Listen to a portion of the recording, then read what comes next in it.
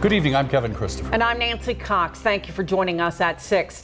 A Lexington school and the soccer community is mourning the deaths of 2 students and a 3rd classmate who was critically injured in a crash. Police say their car hit a tree on Harrodsburg Road sometime early Sunday morning, but it took several more hours before anyone noticed. Brothers Roan and Neo Sanders were killed, and 18-year-old Bobby Puckett was seriously injured. All 3 students go to Sayre School. Conroy DeLuche has more in tonight's LEX 18 Big Story at 6. Competitor, passionate, savvy, loving teammate. That's how coaches remember Roan Sanders. He wanted to win at everything, every drill, every game, but he always did so with a smile on his face, which is a bit of an anomaly. Roan started playing with Lexington Football Club teams when he was 10. He always wanted to get better. He was one of the first people to show up at training all the time, and he liked to practice, which is another thing that's also rare. He also competed in the state's Olympic Development Program and on Sayre School's soccer and basketball teams. On Sunday morning, as his soccer club teammates practiced, Coach Jason Beeler received the news from Roan's mom. Roan and his brother Neo were killed in a car crash. He stopped practice and told the team. I've been through this before with other players, with students at Henry Clay.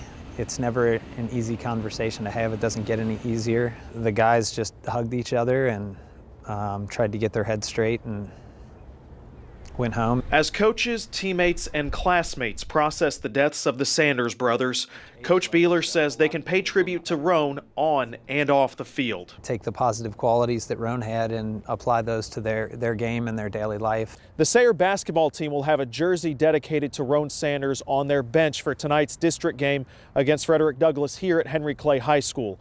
Before tip-off, there will be a moment of silence for the 2 brothers. Covering the news in Lexington from the LEX 18 Mobile Newsroom. Back to you. Westbound I64 was shut down for nearly 7 hours today following a fatal wreck. State police troopers tell us a man and woman were killed when a tractor trailer crashed into a car and a pickup. It happened near mile marker 52 in Franklin County. LEX 18's Kylan Mills has the latest. We saw major backups today on I64 westbound near mile marker 53. Meanwhile, traffic was rerouted onto US 127 in Frankfort while KSP investigated this deadly crash. Kentucky State Police Trooper Bernie Napier says that around 9:30 this morning, a pickup truck stopped on a bridge on the interstate. Troopers believe a car pulled up next to the pickup and also stopped. A tractor trailer driving behind them was unable to stop in time and crashed into them. We're told the drivers of the car and pickup, a man and a woman, were pronounced dead. The CMV driver was taken to the hospital with non-life-threatening injuries. The road was closed for most of the day, leaving some semi-drivers stranded. Joseph Fowler was one of the first to pull up after the wreck. And everybody just started slamming on the brakes. And then you could see debris flying in front of us up here and smoke. And everybody stopped and we all jumped out and went up here to see if we could help anybody. The accident remains under investigation by Kentucky State Police. So far, no update on the condition of the driver who was taken to the hospital. Covering the news in Franklin County from the LEX 18 Mobile Newsroom, back to you. Police say the truck driver may have stopped because of some type of mechanical problem, but that's still under investigation. State police in southeastern Kentucky are investigating the death of a woman whose body was found in a creek. Troopers say they were called to Ed Harp Lane in Barberville just after 11 this morning. They say the woman appears to have been dead for several days. State police say they're investigating a missing persons case in the area involving a woman, but they can't confirm whether there's a connection until a positive identification is made through an autopsy. We've seen a lot of rain. We've been seeing a lot of rain here for a while. That trend will be continuing and enhancing as we go through this week. So you're looking live at the Kentucky River in Frankfort with our St. Joseph Health WeatherBug camera. The river's already running really high. Many rivers and creeks running high. That problem is only going to be exacerbated as we go through this week when we could see a month's worth of rain easily this week. On the Max Track Live Doppler, we'll give it a workout, but right now picking up a couple of flurries, mainly northeast. You're seeing them around Flemingsburg over toward Wallingford, around I64. And again, that's just spitting a flurry, and that'll be about it. Future track from 7 o'clock. Again, a stray flurry can't be ruled out, but that goes away quickly. The clouds will thin out some as we go through tonight and then begin to reform again tomorrow morning. They'll be coming northbound at that point as well. That's with warmer air that's going to be trying to get here. The thing is, it's going to take a while for the warm air to get here. The rain gets here first, and so the bottom line is we could actually see that begin as a brief period of potentially accumulating snow, but rain really is the big feature. It's cold. We're in the 30s. We'll talk about warmer days and wet days in a couple of minutes. I like the first part of that. Thank you, Bill. With this round of wet weather heading our way, cattle farmers around the Bluegrass have been dealing with the repercussions of a rainy start to 2019. Yeah, spring calving season began in January, and a farm in Cynthiana has already lost more than a dozen calves. Alexa Helwig tells us how the farmers are dealing with the losses and whether they can get ready for the rainy week ahead.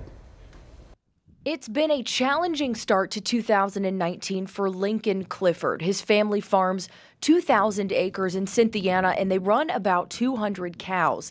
At Clifford Farms, they'll calve about 100 of them this spring season, but the consistent rain and the cold weather has created so much mud and so many issues for their cattle. I mean, they have no place to lay. They just lay in the mud and they get stuck and can't get up, and they just fight and fight and fight until they're out of energy, and then it's just hard on them. Clifford says he just cannot catch a break this year. They've already lost 14 of their 40 calves this season from muddy and unpredictable weather conditions.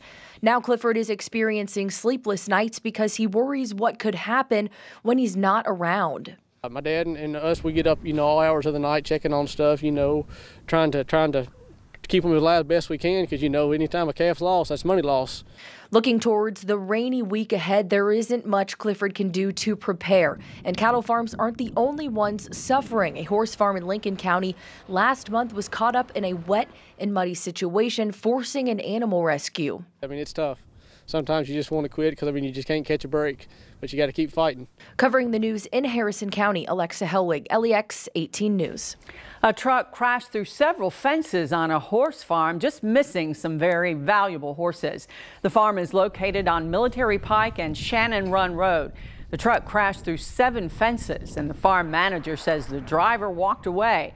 The owner of the farm says because of how frequently drivers crash through the fence, they don't put their horses in the paddock closest to the road. We have one horse, for example, was just bred to Justify, and we have another horse bred to American Pharaoh.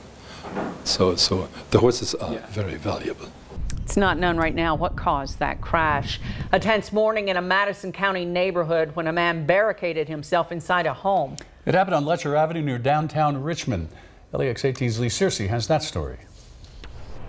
It didn't take neighbors long to realize there was a serious situation on their street. It didn't surprise me when I saw the police, because I thought, well, they're down at his house. Mary Watson was right.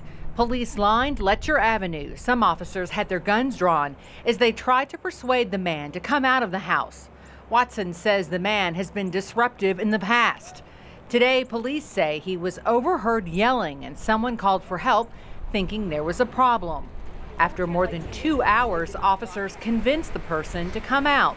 He was going to be evaluated, no criminal charges, and police tell us no weapons either. I hope he goes to the hospital and stays, and gets treated, whatever's wrong with him. Watson and other neighbors are satisfied with the police response. I'm glad when something happens, all the police come. Covering the news in Madison County, Lee Searcy, LEX 18 News.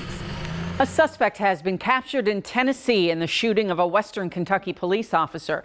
All this started around 1:30 this morning in Hopkinsville after a 911 call came in from a person claiming someone stole their SUV from a Walmart parking lot.